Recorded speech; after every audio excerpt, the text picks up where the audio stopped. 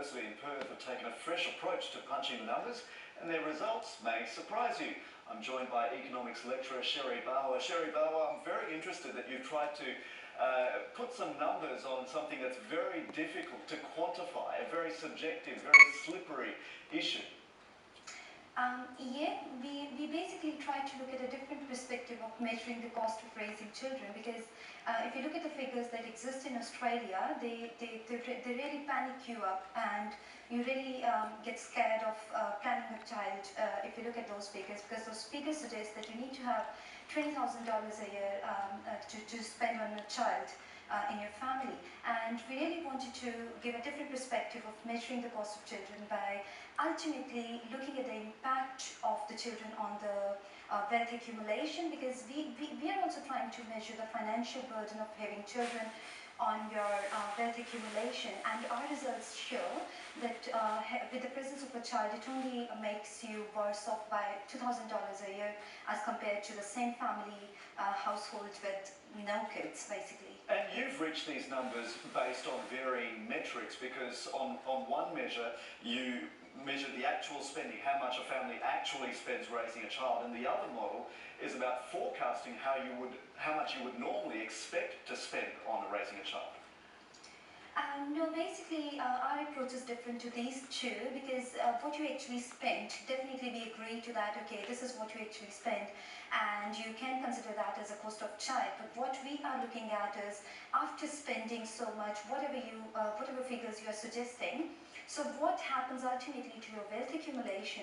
Because if you're spending $20,000 extra on a child, then it must affect your wealth accumulation over the long run time period. And I believe that if you're spending that much of money, that it will make you worse off as compared to people with no kids. So it's a different perspective. We are not measuring the actual money spent or the needed to be spent on children, but we are actually measuring, after doing everything, what happens to your wealth accumulation. And that is not a very panicking figure, basically. How reliable is that measure of wealth accumulation? Because certainly a lot of people, it seems to me at least, would choose to forego lifestyle comforts over sacrificing their wealth accumulation program that they expect to save for retirement, for university for their children, for instance. Can you repeat the question, please? What I'm asking you is, how reliable is this wealth accumulation figure? Is it enough to look at the end figure and say that, you know, raising a child doesn't affect you, when what happens in between is a lot of lifestyle sacrifices that are made to keep that wealth accumulation program going? We definitely don't want to claim it as an approach that can substitute expenditure, but it's standard approach that normally is being used since ages. But definitely this approach, if you follow this approach, it raises a question like, if it ultimately doesn't affect your wealth accumulation, that means we can assume that your well-being is no lower than as compared to when you were not having children. So it's definitely not an approach that can substitute the existing approaches, but definitely it could be used as a measure to raise the question, if you're spending so much on children, then it should make you worse off. But if you're basically substituting, and if you're changing your consumption behaviors, you're replacing your expensive holidays and going to restaurants with simple things like going to a park with your kids, and if it could give you equal level of utility, or if you feel the same level of satisfaction, then it shouldn't make you worse off. So it's basically you're trying to change your consumption patterns. Yes, you do make sacrifices for your children, but if in monetary terms, if it doesn't get reflected in your wealth accumulation, then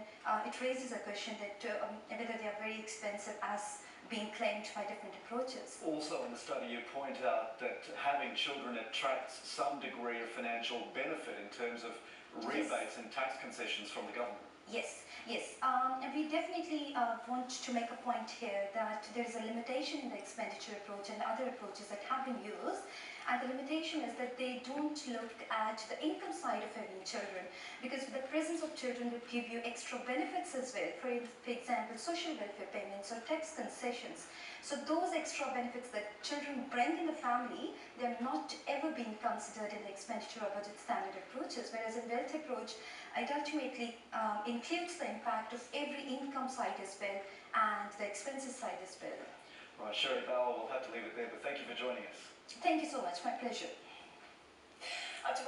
million Indonesians will cast their vote next Wednesday in the nation's third presidential election. Recent polls